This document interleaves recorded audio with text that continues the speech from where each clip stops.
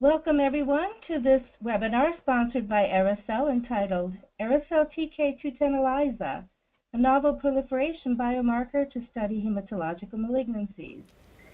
My name is Chris Overby and I am project manager at AroCell, and I will be the moderator for today's session. Before I introduce the speakers today, I just have a few housekeeping slides with practical issues for you. You may have selected the computer audio to join in, and in this case, we recommend that an audio headset is used for the best sound quality. You may also select phone call to dial in, and in this case, we recommend that you use the access code and PIN number that you received in the webinar invitation. All attendees will be muted during the session, but here is a quick review of the control panel, or grab tab as we call it. You'll see an orange arrow to the left top of the panel. This will allow you to expand or collapse the control panel by clicking on it. We will be running two presentations, and the final 10 minutes of the webinar will be devoted to questions and answers. But you are welcome to ask your question at any time in the highlighted orange question box or chat box that you see on the screen, and we will address these in the Q&A. And to give you a chance to be familiar with this feature, I'd like everyone today to answer a question right now. Where are you geographically located during today's session? Please, everyone, enter your location in the question box right now, and we'll see where everyone is logging in from. You just go to the chat box and log in. We see Finland. Looking for any more attendees to log in. I see the United States. I see the United Kingdom. Thank you very much. And now I would just like to say before we introduce today's speakers that a recording of the webinar will be located on the AroCell YouTube channel after the session at the end of this week. And it's now my honor to introduce our panelists for today's session, Martin Shaw, who is Business Development Management of AroCell AB, and Professor Stefan Eriksson, who is a co-founder of AroCell AB. Let me introduce myself. This is Martin Shaw. I had many years' experience of developing and implementing biomarkers in drug discovery and clinical, in drug discovery and clinical medicine. I've published peer-reviewed articles on biomarker implication and participated in cross-industry working groups on the development and application of biomarker assays in clinical trials and drug development. Thank you. So this is Stefan Eriksson. I'm a professor of biochemistry in Uppsala, Sweden, and I've been involved with the TK for many years, up to 20 years now, and I have been then involved in setting up and starting the company, but mainly also trying to do research and understand how this protein is coming out into the blood and how it can be used to monitor treatment and to help in making diagnostic in different diseases. And today we will present the hematologic malignancies as an application for TK 210. Looking forward to the seminar. Thank you very much, Martin and Stefan. And now we welcome Martin, who will be starting the first presentation. Good morning, ladies and gentlemen, or good afternoon, depending where you are in the world. Thank you for taking your time and trouble to listen to Professor Eriksson and myself when we present information on a novel proliferation biomarker to study hematological malignancies. Today, I'm going to expect this will be the basic outline of my presentation. Thymidine kinase 1 in a study of hematological malignancies is going to be an historical and scientific review of the subject. Then how the immunoassay of TK1 with the AroCell technology makes life better and more modern, and then summary and discussion. Looking in the background, first of all, what are tumor biomarkers? And then I'm going to present a little bit on proliferation biomarkers, and then TK1, thymidine kinase 1, in hematological malignancies, a very well-known proliferation biomarker. So first of all, tumor biomarkers. Any substance that is associated with the presence of a tumour is a tumour biomarker. But most serum tumour biomarkers indicate tumour mass. For example, CEA, PSA, CA15-3, or in the case of hematological malignancies, beta-2 microglobulin. There are very few serum biomarkers of cell proliferation. So our hypothesis, our hypothesis is that most current biomarkers measure what has happened, the past rate of change, such as doubling time, the current situation, such as tumour mass, white blood cell numbers. But what we really need to know is how fast is the tumour growing? What is tumour growth? So proliferation biomarkers, they provide a measure of tumour growth, and these enable you to stratify patients, subjects. They can aid in choice of therapy. If they're low, maybe watchful waiting, or less aggressive therapy, and if they're high, more aggressive therapy. And this choice is important because many cancer drugs are toxic or have side effects. They're very expensive, and they drive therapy resistance, making it more difficult to treat the tumour in the future. Looking at the existing proliferation biomarkers, they're mostly immunohistological biomarkers. The classic one is Ki-67, which is expressed in certain phases of the cell growth, PCNA, and the one we're going to talk about most today, thymidine kinase 1. And this is the level of thymidine kinase 1 is low in resting cells but increases during the phase of DNA synthesis. The percentage of cells showing staining is the proliferation index, and it provides a measure of the rate of tumour growth. One of the problems of these immunohistological biomarkers is they require biopsy, so they're invasive. They only show the status of a small part of the tumour, and they're rather low reproducibility because they're opinions. So there's a need for a blood biomarker that can indicate the total body activity of the malignant disease. That's applicable to a standard serum sample that can be determined with a routine analytical method.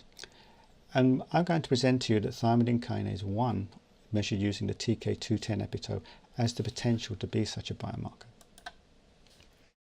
Starting historically now, serum TK1 enzyme activity has been an established proliferation biomarker, mainly for hematological malignancies, for about 35 years.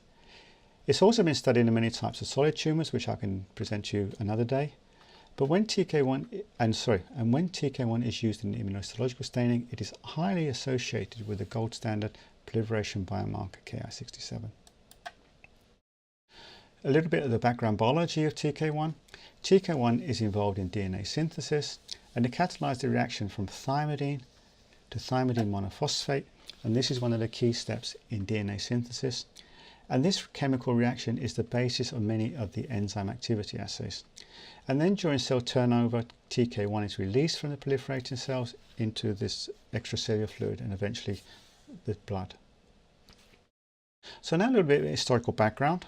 I'm going to present thymidine kinase 1 as a proliferation biomarker. It's been looked at in many solid tumours, as I said, and I'll be very happy to provide you information on that at another time. But now we're going to talk today about hematological malignancies. And if we look at the different conditions, TK1 serum activity is often elevated. How often and how high it's elevated depends according to the tumour type, but it is generally elevated. And it can be used for several ways in hematological malignancies. It can be a discriminator disease stage, it can provide prognostic information, it can aid in monitoring therapy response and relapse, and in giving an indication of patient survival.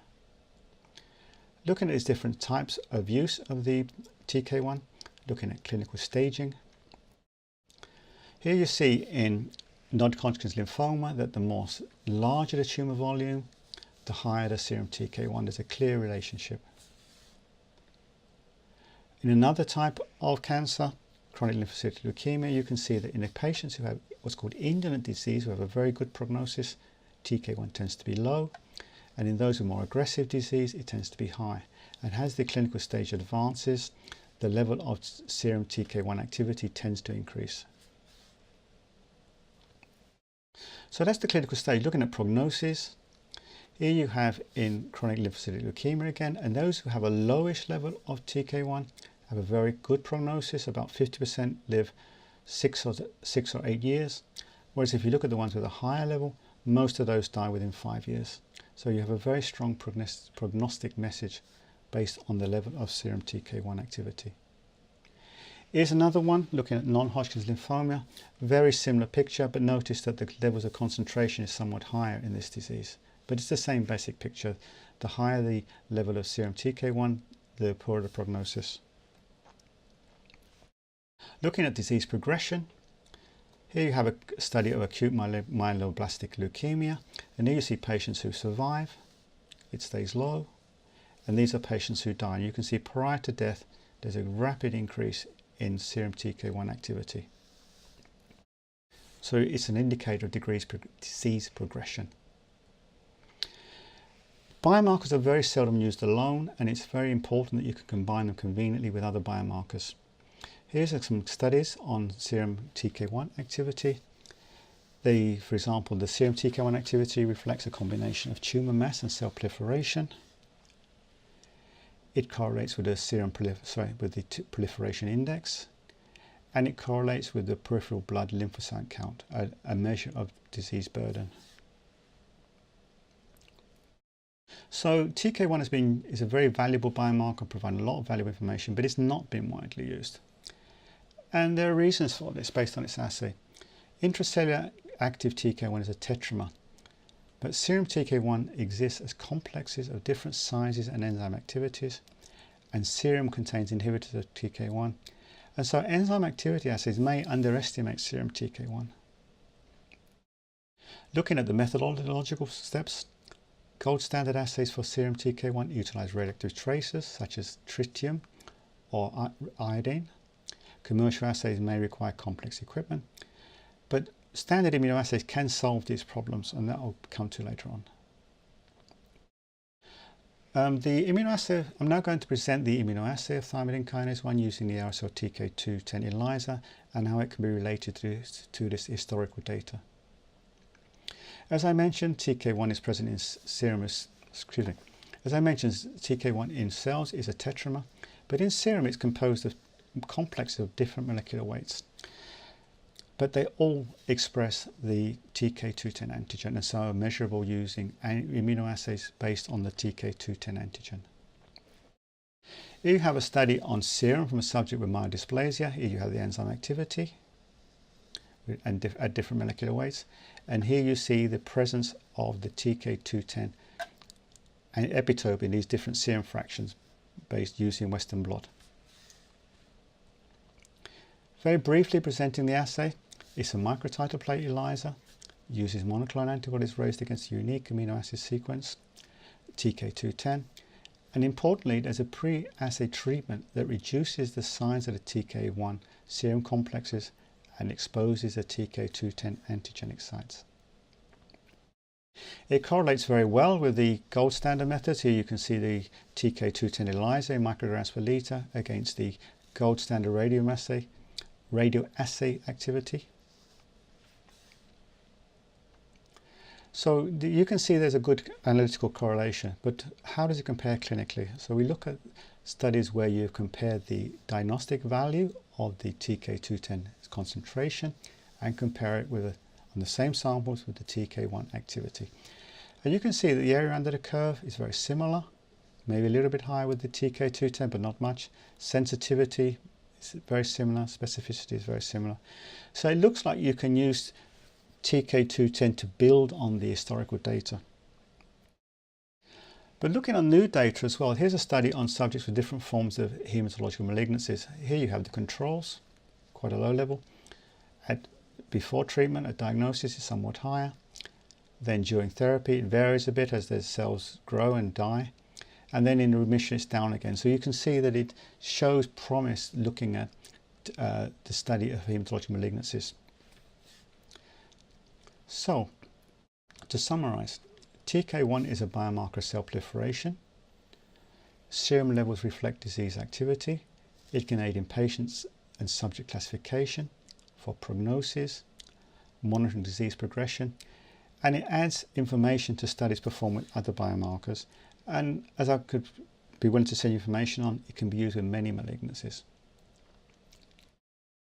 Looking at the AroCell TK 210 ELISA, it's a standard ELISA procedure. It's unaffected by serum inhibitors.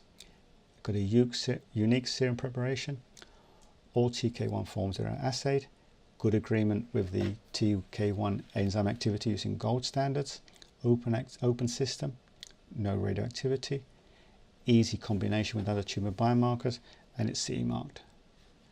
So what we say is that using the TK210 ELISA in hematological malignancies, you measure what really matters, cell proliferation. And thank you very much. And I'll now go on and present a little about the assay of TK1 using the TK210 ELISA. Please stay online and I'll get back to you in just a moment. Thank you for the attention you've given us previously. I'm now going to move on and present the assay of TK210 ELISA and the use of thymidine kinase 1 as a biomarker from the analytical point of view. Much of what I'm going to say now will be a repetition of what I said previously, but this time the emphasis will be on the analytical points, not the clinical or scientific points. So this presentation will be, first of all, a bit about the analytical challenges of TK1 assays, then a presentation of the AroCell TK210 ELISA procedure, then some performance data, stability of TK1, then further information, and then hopefully a fruitful discussion. First of all, as I repeating what I said before, intracellular active TK1 is a tetramer, but serum TK1 exists as complexes of different sizes and enzyme activities. Serum contains inhibitors of TK1, and so often enzyme activity assays may underestimate serum TK1. Then again, the gold standard assays for TK1 utilize reactive tracers, tritium or iodine. Commercial assays require complex equipment, and we believe that immunoassays can solve these problems and make the assay of TK1 more widely obtainable and applicable. There we have the intracellular TK1, and then here you have the complexes found in serum, but they all express the TK210 antigen, so can be measured using immunoassay. Here you have some chromatography studies on serum. Here you see the molecular weight, here you see the TK1 activity, and here you see the expression of TK210 using Western blot. And you can see that where you have enzyme activity, you have the expression of TK210, and so there's a potentially good agreement. The assay itself is the assay, AroCell TK210 ELISA, is a microtidal plate sandwich ELISA. It uses monoclonal antibodies raised against a unique amino acid sequence on the TK1 monomers, the TK210. And importantly, there's a unique pre-assay treatment that reduces the size of the TK1 serum complexes and exposes the TK210 antigenic sites. So here you have a summary of the assay. First of all, you have very important, the pre-treatment of the sample to release the TK1. Then you add the sample to the antibody-coated plate where it binds to the TK210 antibody. You then add a second anti-TK210 antibody, which has been labeled biotin, and then you develop the color using horseradish peroxidase labeled with streptavidin, a very standard microtiter ELISA. What it's used for, first for determination of TK1 protein levels in human serum. It's got a wide assay range covering most samples. It's got an adequate analytical sensitivity, so the majority of normal samples can be measured. It gives good linearity with dilution, so samples can be diluted. It's very precise, and it's got long stability, so you can have the kit ready for when your samples arrive. TK1 itself, it's got good stability at room temperature, so you have time to process the samples. It's stable at 4 degrees for 5 days, which facilitates shipping. And then it's stable frozen for long periods, so you can do retrospective samples or collect your samples for future assay. As I mentioned, you've got a good comparison between the TK210 ELISA and the historical gold standard radioassays, so you can refer to the historical data. Similarly, the TK210 ELISA has similar diagnostic accuracy to the gold standard activity assays. The area under the curve is very similar. Sensitivity for the TK210 is very similar, maybe a little better. Specificity is similar. So you can refer to the historical data. But not only historical, going forward, here's a study that we've been recently published. Here you have TK210 in your normal samples. Then some subjects with hematological malignancies who come at presentation, that you have a higher level. Notice there's a log scale here. Then during treatment you still have elevated levels of TK210, and then in remission it falls back down to close to normal levels. And here we have proof of principle that the TK210 ELISA can be used to study hematological malignancies. Moving on from that, it's important that biomarkers are translational. Here we have a study on the here we have the study of TK210 on the response of leukemic cells to chemotherapy in vitro. Here you have the number of cells, and here you have the quantity of TK210 in the cell culture, and you can see there's a very close relationship. Looking at leukemic cells in culture and how their response to the treatment with the well-known anti-cancer drug doxorubicin, here you get a response something like this. With low levels of doxorubicin, you get an increase in TK210 in the cells, as the TK1 is a defense biomarker, a defense enzyme against DNA damage. And then as the amount of doxorubicin increases, you see that there's a decline, and then TK1 stroke TK210 starts to appear in the supernatant. So you have a very good model which can be related to what is found in the clinical situation. To summarize, talked about the AroCell TK210 ELISA. TK1 is a biomarker of cell proliferation and cell lysis.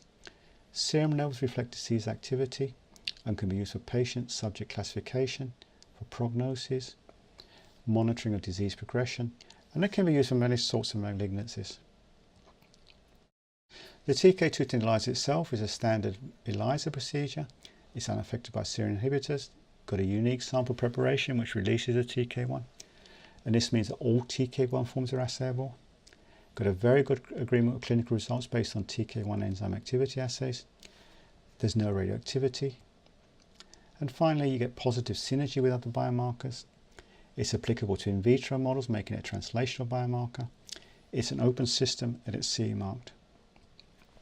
So I hope, ladies and gentlemen, you agree with us that TK210 ELISA, a sensitive and specific biomarker of cell proliferation, measures what really matters.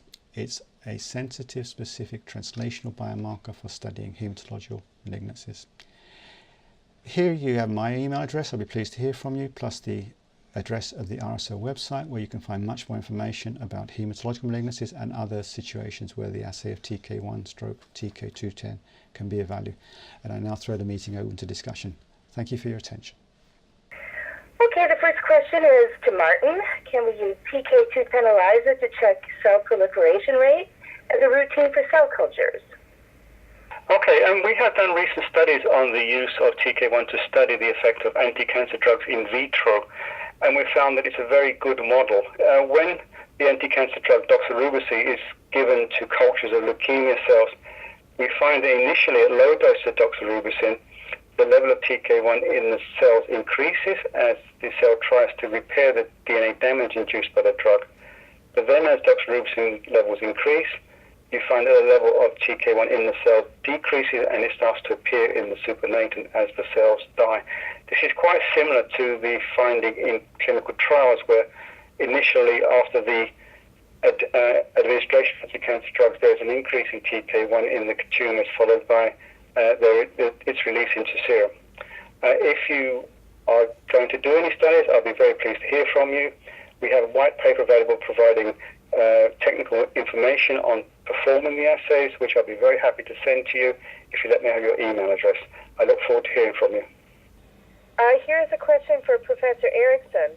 What is the main reason why TK1 is not used more frequently as a biomarker?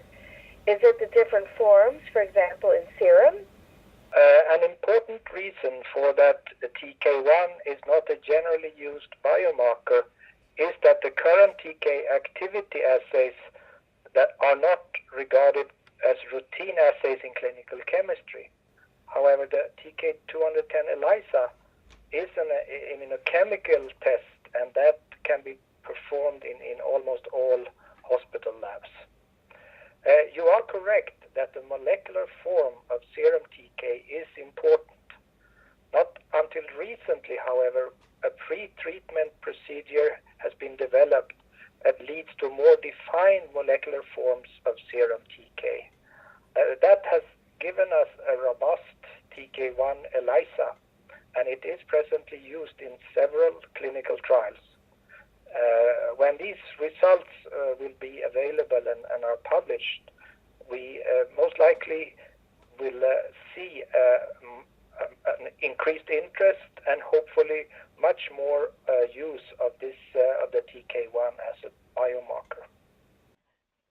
We have the next question, which will be also to Professor Eriksson.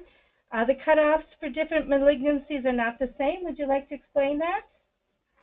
Well, that is really dependent on that age group we compare with. That is that the healthy in different age groups have slightly different mean values, so that for younger people the TK is present at the higher level, and therefore the cutoffs for some diseases such as leukemia and lymphoma is different than from other diseases that mainly occurs in older or middle-aged people, because there the TK level is somewhat lower, so the difference is about 50% between the normal levels in different age groups. This is something that you require to have the values from the healthy people from different age groups in order to establish the cutoff. Thank you very much for that. I'd just like to say as a note, we also have people who are logging in from as far away, not only from the UK and United States, but Cleveland, Ohio, New Hampshire, Newcastle, but also as far as Singapore. Welcome to everyone. Next question is to Martin. Do you have any experience with xenografts? We have showed chemical feasibility here, and that we have shown that if one adds human TK1 straight TK210 to mouse serum, it can be accurately measured. And I think there's an advantage here is that because a mouse TK1 is immunologically different to human TK1, it means that you get a better differentiation between the TK1 from the mouse tissues and from any human xenografts that are added. We haven't got any data that we can share with you on what we call live studies, but if you've got any studies you want to perform, please get back to me and let's discuss how we can cooperate. Thank you, Martin. That leads to the next question. If Stefan would like to take it, what are the ongoing trials with TK210 ELISA in hematologic malignancies? Well, there is a couple of trials that have been performed mainly then on frozen material from a biobank here in Uppsala.